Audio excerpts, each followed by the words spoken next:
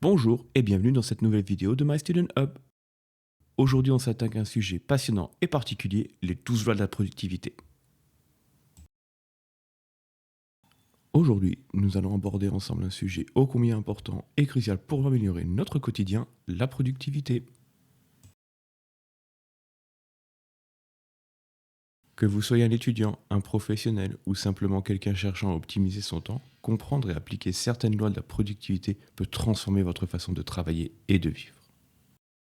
Dans cette vidéo, nous allons découvrir 4 lois essentielles de la productivité, chacune formulée par des auteurs reconnus dans leur domaine respectif.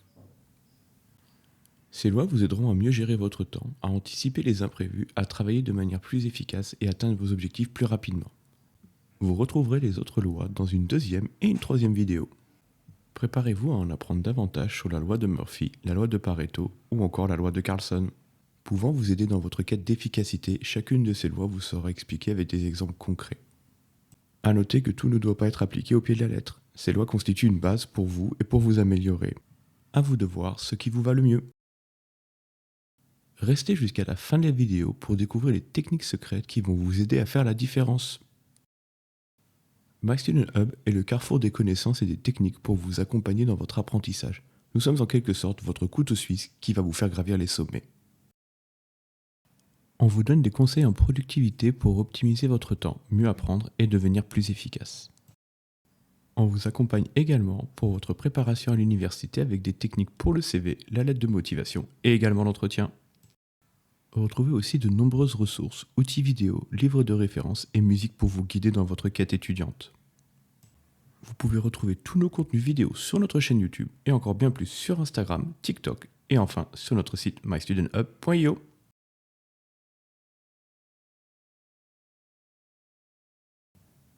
1. La loi de Murphy. La loi de Murphy est souvent attribuée à Edward M. Murphy, un ingénieur aérospatial américain qui travaillait sur des tests de tolérance humaine à la décélération dans les années 40. Lors d'une expérience où chaque chose semblait aller mal, Murphy a formulé le principe suivant. Tout ce qui peut tourner mal, tournera mal. Cette observation a été faite après qu'un assistant ait mal installé des capteurs, ce qui a conduit à recommencer les tests. La loi de Murphy est ainsi devenue un adage pour rappeler l'importance de la préparation et de la prévoyance. La loi de Murphy souligne l'importance de l'anticipation et de la préparation face aux imprévus. Elle nous rappelle de toujours prévoir des plans de secours et de ne jamais supposer que tout se passera comme prévu. Ce principe est essentiel pour la gestion de projet où les risques et les obstacles peuvent survenir à tout moment, souvent de manière inattendue. Pour illustrer cette loi, passons en revue quelques exemples.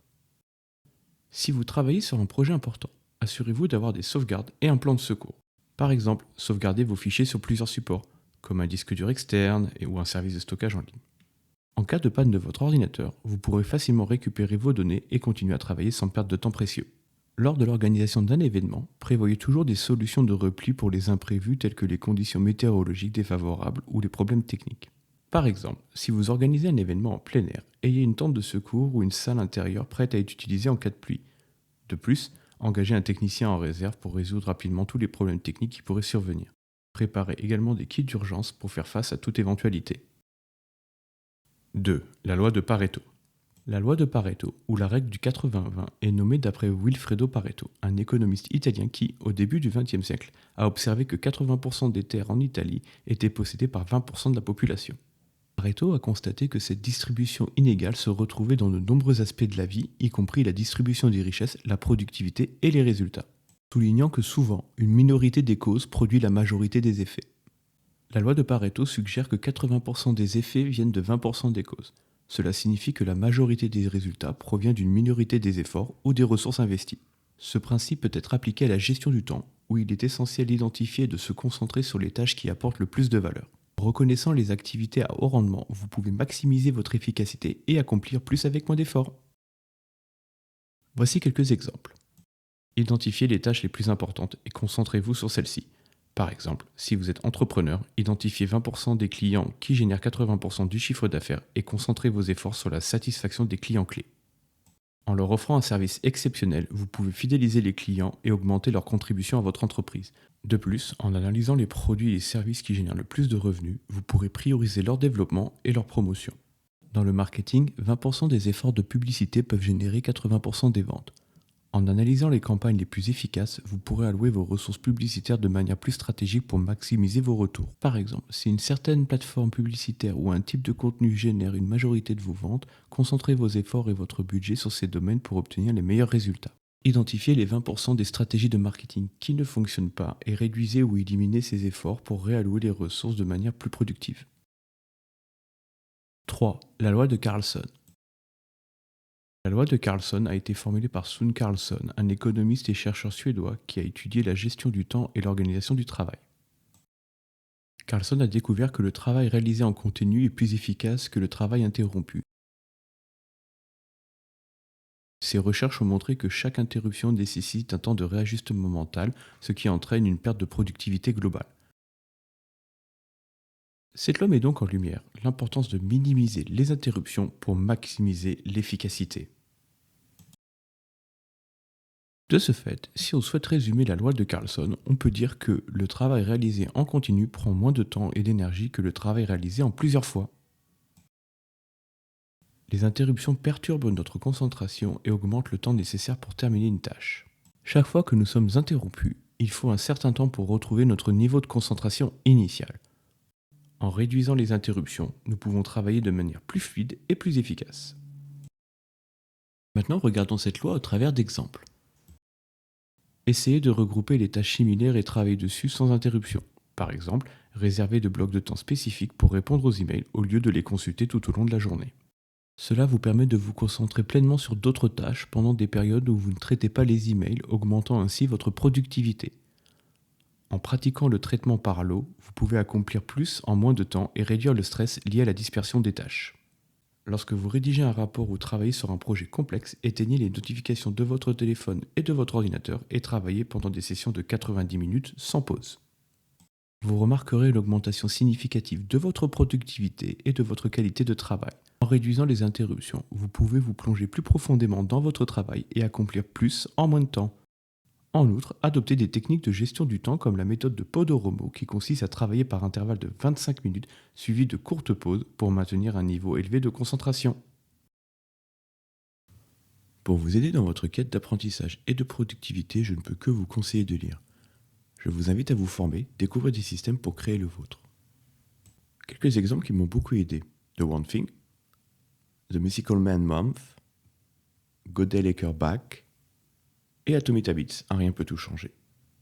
Retrouvez les liens pour la version française et anglaise en description.